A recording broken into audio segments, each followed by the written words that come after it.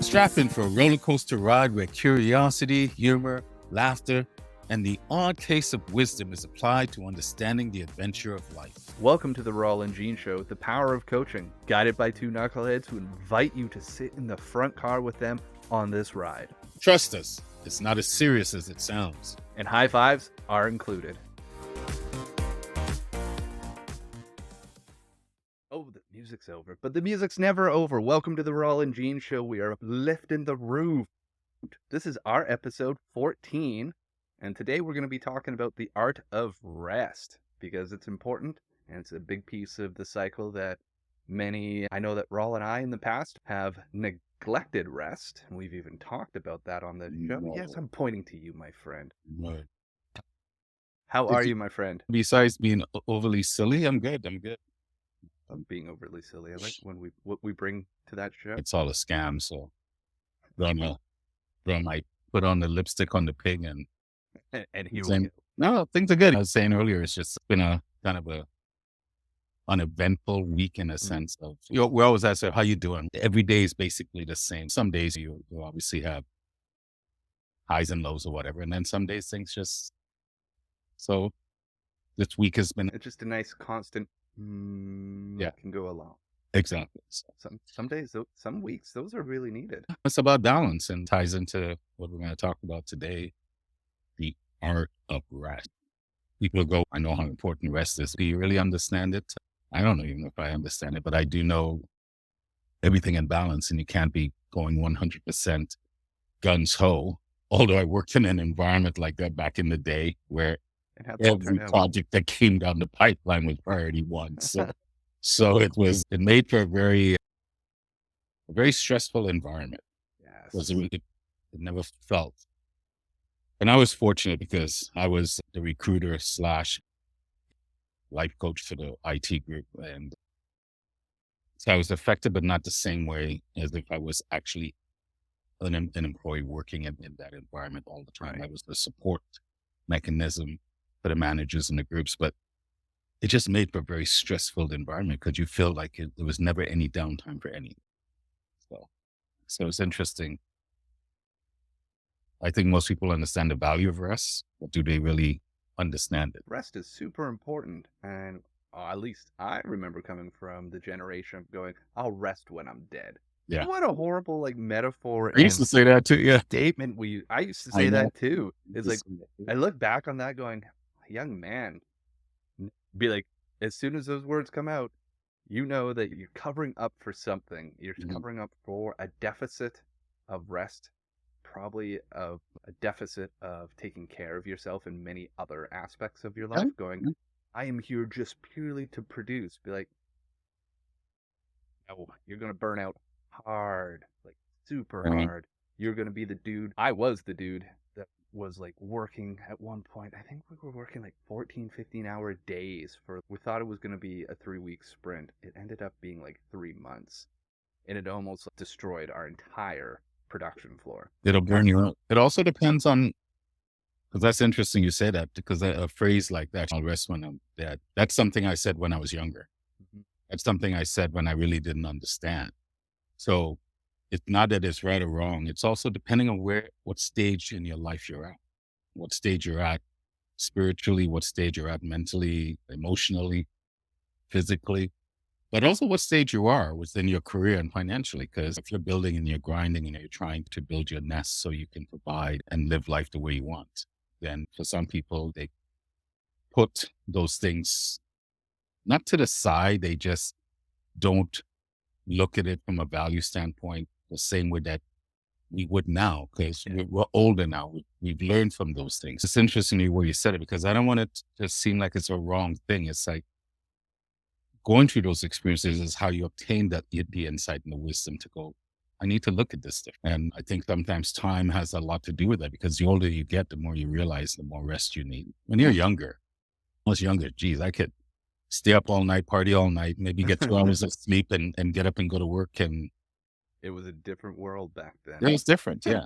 And we were different because we were younger, and piss and vinegar and all that stuff. But regardless, it is important to rest. I mean, let's kick into this. How do you bring rest into your life now? Outside of nightly sleep, I try I wouldn't say I nap every day, but I definitely nap a lot more. And when I say nap, short naps, but I try to nap more. Rest for me also is not just shutting down. Rest is just being still. Part of that is being still. So again, I make a lot of time to just be still, not be doing anything, but just being. And part of me being still is I like watching videos that move my emotions, that make me cry, make me want to cry.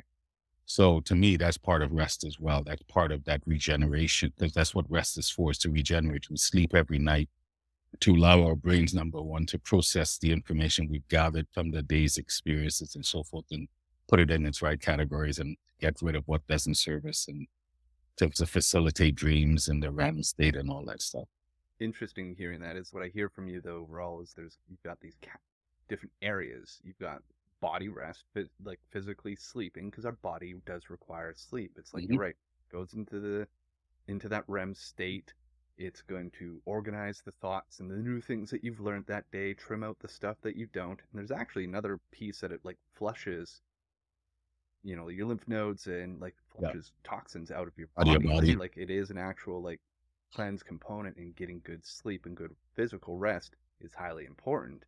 The other piece I hear from you though is like this, maybe we'll tie emotional and spiritual rest, let them go hand in this conversation. Is I hear that there's a little bit of getting in touch with these emotions that might not come up, as Mm. sounds like a similar sense of a cleanse on that side as well. Yeah, exactly. That's what it is. Because to me, that's part of it. Is I think it's important to move yourself emotionally, not necessarily daily, but at least weekly, monthly. I say monthly, but I tend to do it every week, whether I'm conscious of doing it or not. Because one of the things in what we do and the other things that I do with poetry is the exposure to the madness of politics and all these things that I see. So for myself, I need to balance myself and remind myself that there's still a lot of good going on in the world. So I watch a lot of videos or read a lot of articles or try to have conversations with people that facilitate that. And I love to watch things that around random acts of kindness or things that people are doing that just spotlights how great they are. It always moves me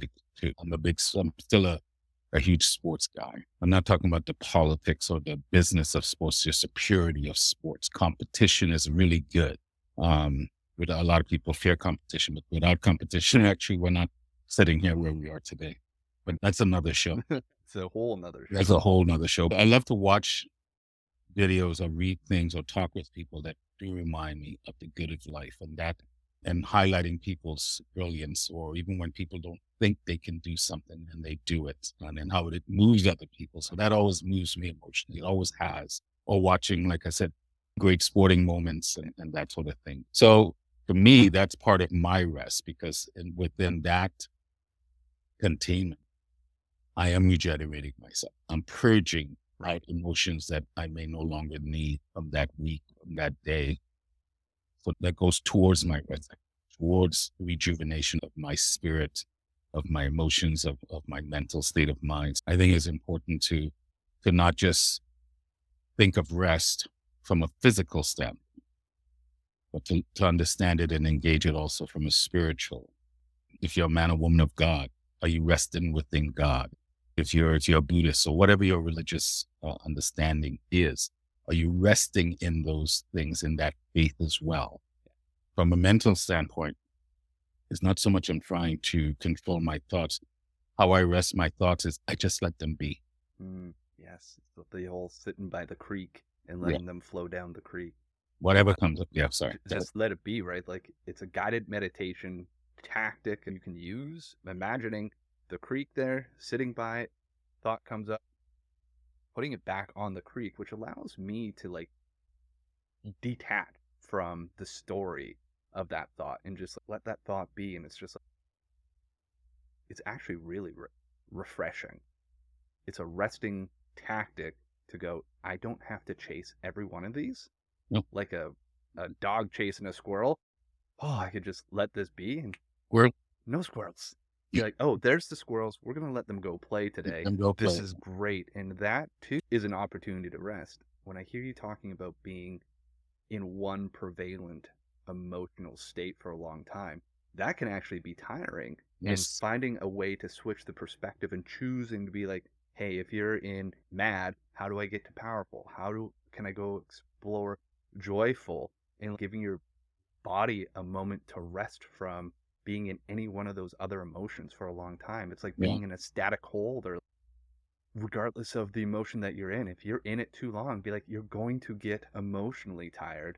And going and exploring those other ones is actually a chance to rest because you experience them in a different way in that emotional physique of ours. So actually switching out of them and switching to them and back them can be a component of emotional rest too. What you're saying is about being balanced with our emotion. Because if I sat here and just watched random acts of kindness for 24 hours a day, that's also not very healthy because I can end up with a false sense of an emotional crutch to something that serves a purpose. But if you do it without balance, can be detrimental as well. It's just water.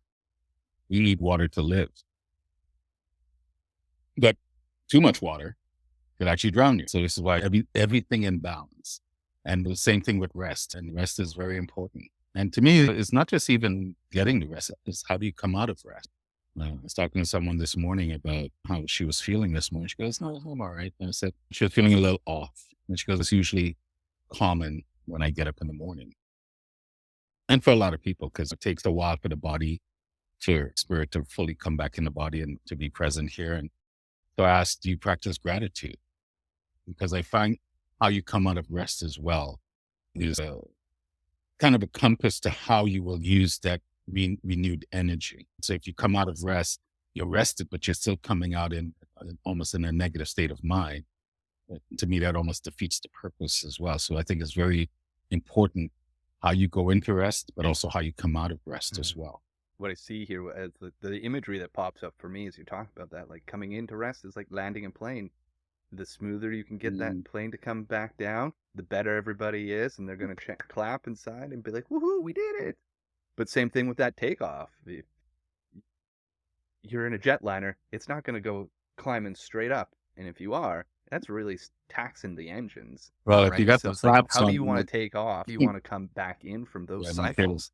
'Cause if you Both got the rest and being in an active state of whatever your word is for the opposite side, doing, being, experiencing, all those things is like, how do you lift into those actually has a big role of how you experience both that side and the rest. it does. And if going into rest or coming out of rest is painful, I'm using that word very loosely, Mhm. then a lot of times you'll tend to want to avoid it.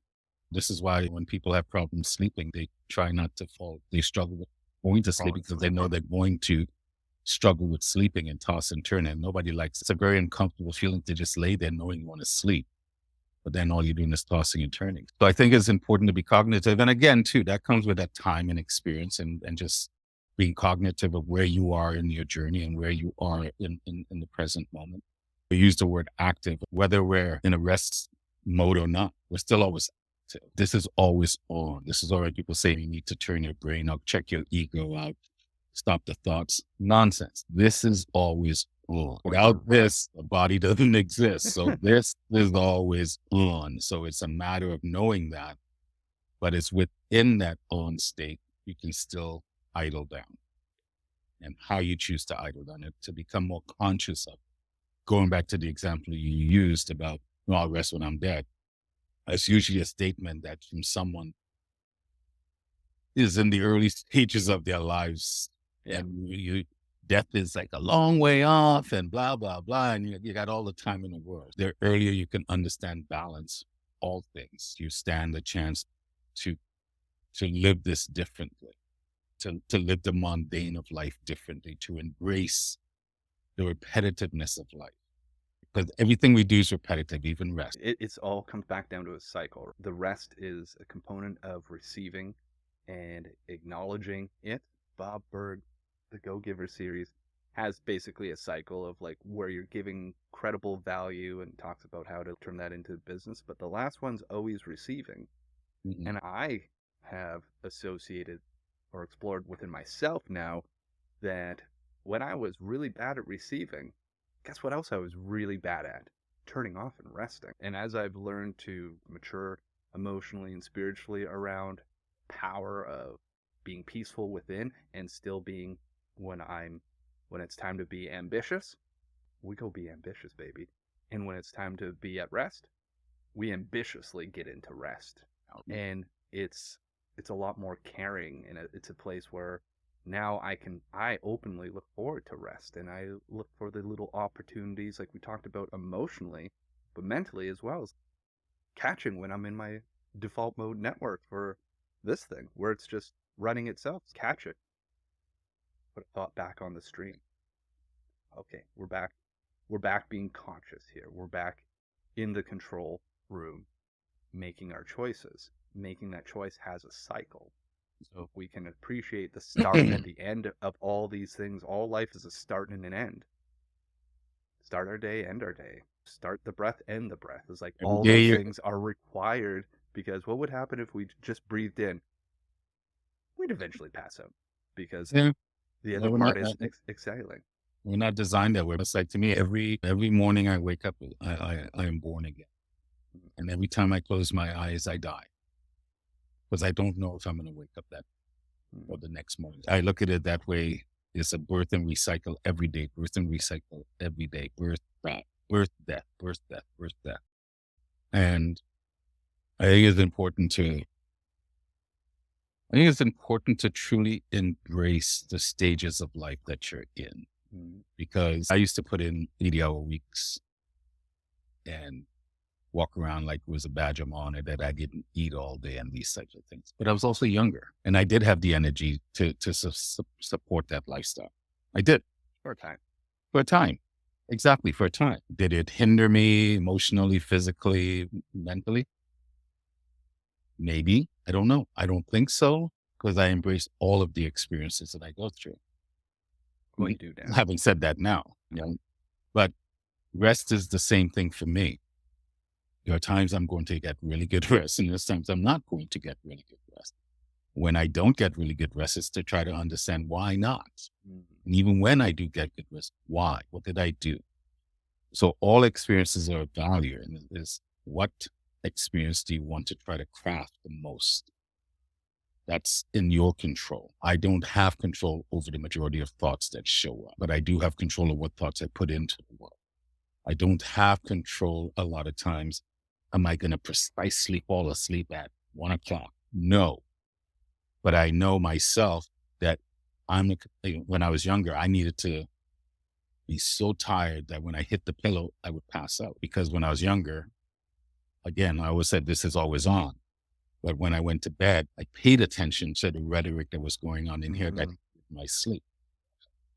Once I've really gotten right with myself internally, I lay down, and within 5-10 minutes, I'm asleep. This is still going. It's still just as crazy and chaotic as ever. I just have learned I don't have to pay attention to it. Just let it be, like the example you use down by the river, sitting in just a meditative state of just being. When I'm at the river, my attitude is like my mental show is like a one to a drive-in, that the fishes go to a drive-in and go, all playing is Rawle's brain. Let's see what's on. Because I'm not paying attention. I'm just a projector. You guys pay attention. That's the kind of mentality. It's the same thing with sleep. So I just think a lot of times it's part of rest as well, as removing beating yourself up, the guilt, the shame, whatever you want to associate with it. And going, okay, let me understand. If I know rest is important, I know sleep is important, but I'm not getting the sleep. Because a lot of people sleep, but are they getting the real deep rest that they need? Right? And to me, they're two different things. That physical and spiritual and emotional rest is like your body may be at rest, but what is it in that spiritual and emotional side that you need some work on that fitness? Like I love the concept of like emotional fitness instead of like emotional well-being. That works for me.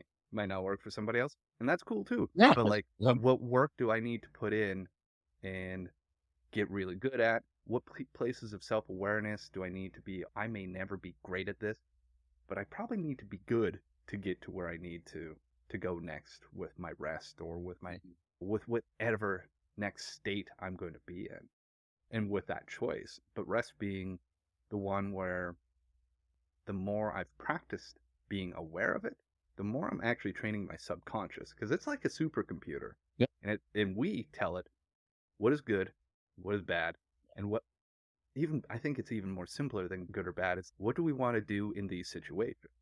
And if at every night we go to lay down going, I can't sleep, it's going, oh hey, got you. Yeah, we don't sleep. Yeah. I'll keep us running. Don't worry. The Well, projector is going to be on. The blasting sound will be there the entire time. Versus going, it's okay to sleep, and I want sleep, and it's just like this self training of breaking the old programming and adding in a new program and getting used to it and figuring it out and getting it efficient, because eventually then you're going to be able to be in a state where you're like, Yeah. when I hit the pillow, this is a safe space, and we know that I sleep. Speaking to my body. This is why I think it's important that everything is balanced to the best of your ability. We all know physical activity goes towards having a good rest as well. Once the body is worked and is stressed, that's when you go to the gym, you're stressing your muscles. Yeah. The stress imbalance is a good thing as well. So it's understanding that, but also understanding who you really are. By my nature, I'm lazy by nature. I am. Yeah. It must I be am why we get lazy by along so nature. well. So for me to want to just get up and go for a run or whatever, no, I don't want to do that.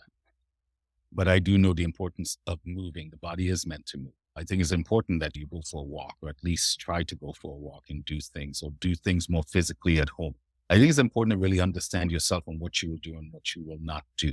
Because a lot of times, like joining a gym, a lot of people really don't want to join a gym, but they do it because they think they have to do it.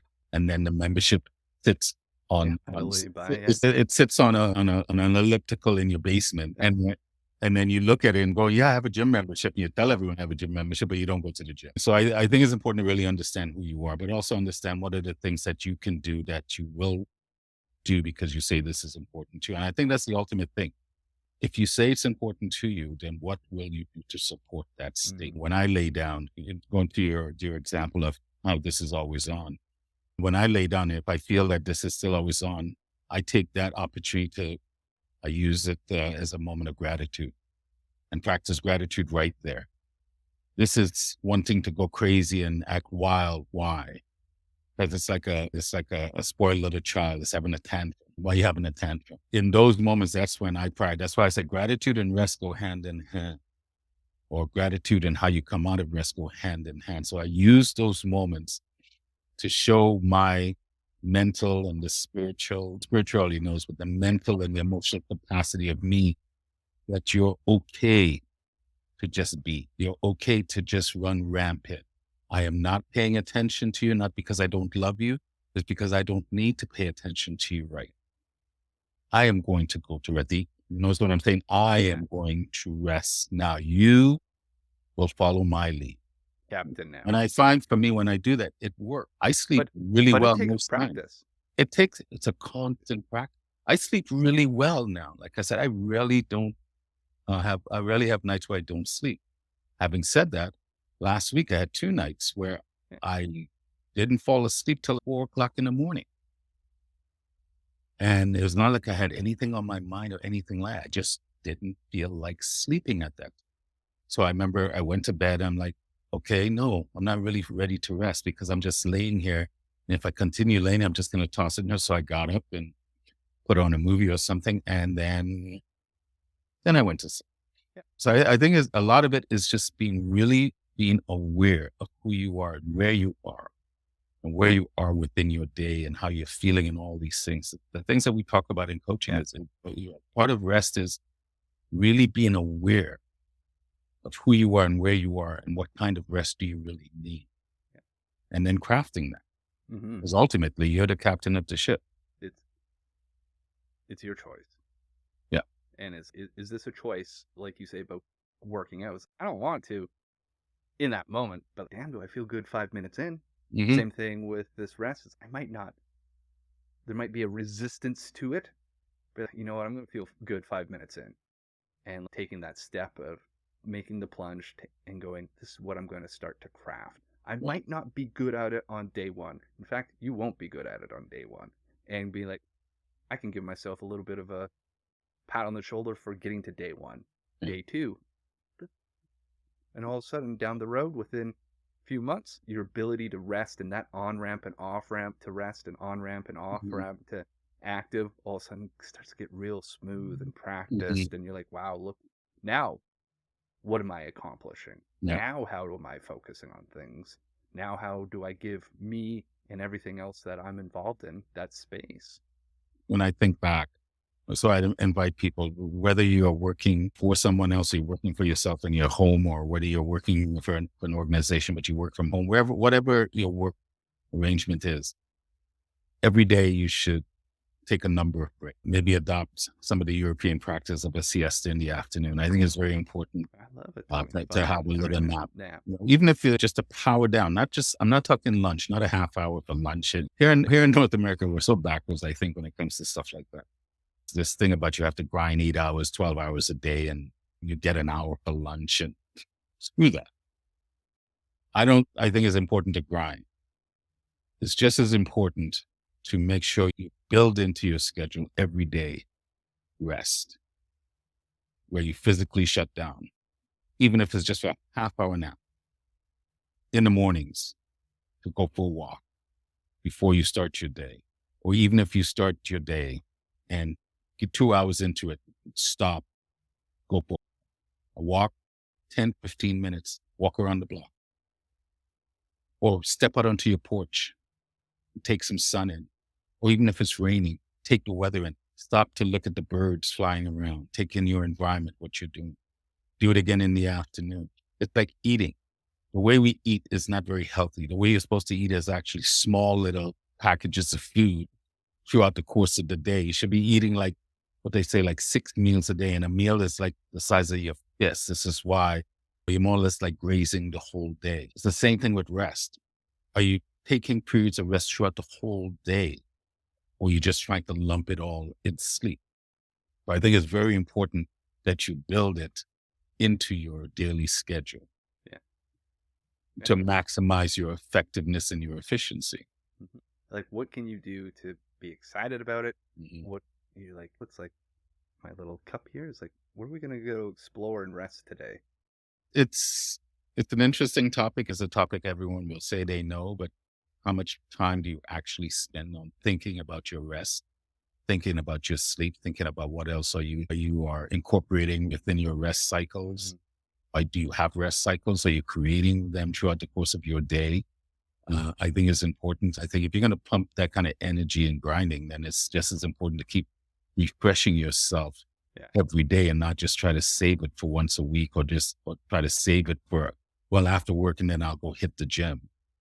Go hit the gym, but are you also resting throughout the course of the day? Just are you eating properly? And I'm speaking from experience because there was times I would, like I said, many times than not, I would not eat all day and then I'd want to eat late at night and then I'd want to eat like this amount.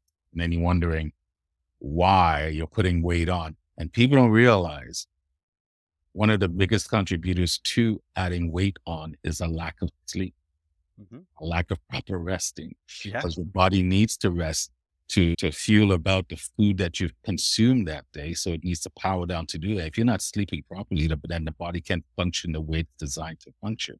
Our good friend cortisol just keeps building, and Yeah. it Yeah. does add to all of that. So it's not so much maybe put the donut down. Maybe it's pull up a pillow and get some sleep if you want to rest, if you want to lose. Yep. Because I don't ever want to put donuts down. What's your favorite donut, Raw? Oh, French curlers. Ooh. The curlers, yeah. Okay. I could eat, I say that like I've never have. I've sat and eat a box of 12 from Tim Hortons. I've eaten a dozen at one sitting. Like Talk about nonstop, just really like taking care of your body. Oh, I eating one is just almost impossible, especially when there's multiples there. you can't just have one. Just I like that. can't just have one. So it's so that's easily my favorite donut. What about you? What's your Uh, favorite? m- I like the sprinkle donuts and the apple fritters. Like I the like that child too. in me loves a good sprinkle donut, and there's just something about a good like fresh apple fritter that is just like that smacks all the time for me. I'm not big on Timmy's anymore, but I still think they make the best apple fritters. Although 60 Bakehouse. I was about to say, we had those apple fritters down Yeah, there, and they're pretty good. they were pretty damn good. Those of you watching the show, it's a cafe In restaurant Kelowna in on Kelowna Bernard. on Bernard, and they're famous for their donuts. And they have a maple bacon donut with actual bacon on top of it. Yes, They have like quite the yes. selection of donuts. While Rawle So lived in town, we made a few stops at that place. while Rawle lived in town, he made a few stops without Gene. I used to cheat on you and go there with a lot of different people, so I just have donuts. You are special. I just need to spread the specialness with other people. But all kidding aside, to me, that's all part of rest. When you're doing things like that, makes you feel good, and you add it to your repertoire of recharging. There's like what's the word I'm looking for? There's a delicacy within it. Like it you can step into the deliciousness Yes. of your favorite donut. It doesn't always have to be. Again, we talk about balance. It isn't always the healthy food. Sometimes you gotta go have the donut and enjoy it. Mhm. It's like, why are you putting in all the work if you don't get to have a little bit of like momentary Yeah. happiness from eating the donut? Now, don't sit around and eat the donuts all the time, but also don't sit around and just work yourself to the bone with all the good stuff too. You Get see, the full experience it all. I removed the good and bad. Donuts are not good or bad. No, God. So we'll blame the donut for that. It's not the donut's fault. That's my fault. There's no The donut wasn't marching up to your mouth going, yes. open up. But to me, everything in balance. I'm not going to have a French curler donut every day. I think if you have it once a week, maybe twice a week, that's fine. But every day and 12 in one sitting, that's not healthy. That's not it. To me, it's just about balance with everything. And rest is in the 7 habits. They'll talk about the emotional bank account, which operates like any bank account. Whatever you deposit in is what you'll be able to withdraw. What's wrong? Yeah. If you deposit crap in, you will get crap out. That's simple. Yeah. If you are not resting yourself and you're depositing bad rest, and you're not truly taking care of yourself in all the aspects of your life, why would you then expect to be able to withdraw something positive? So just think of it as your emotional bank account or your rest account. What am I depositing in my rest account every day, every week, every month? And obviously every month is not just about sleep. Is what are you doing on a grander scale to represent rest and maybe rest. When we think of rest, we think of sleeping, but I use the word recharging and rejuvenation and that sort of thing. So what are you doing to rejuvenate? And again, the 7 habits, sharpening the saw. How are you keeping your saw sharp? Yeah. Emotionally, mentally, physically, spiritually. What are you doing? My friend. All right, brother. Until next week, thank you to everybody who's watched the Rawle and Gene show. We appreciate you very much. You are loved and you are heard. We will talk to you. You are loved and loved. Loved and loved. You are loved and loved. We're still working on how to end this show. Anyways, now we're going to get to the legal speak. We'll talk to you all next week. Oh, one last thing. It's the legal language. This podcast is presented solely for educational and entertainment purposes. It is not intended as a substitute for the advice of a physician, professional coach, psychotherapist, or other qualified professionals.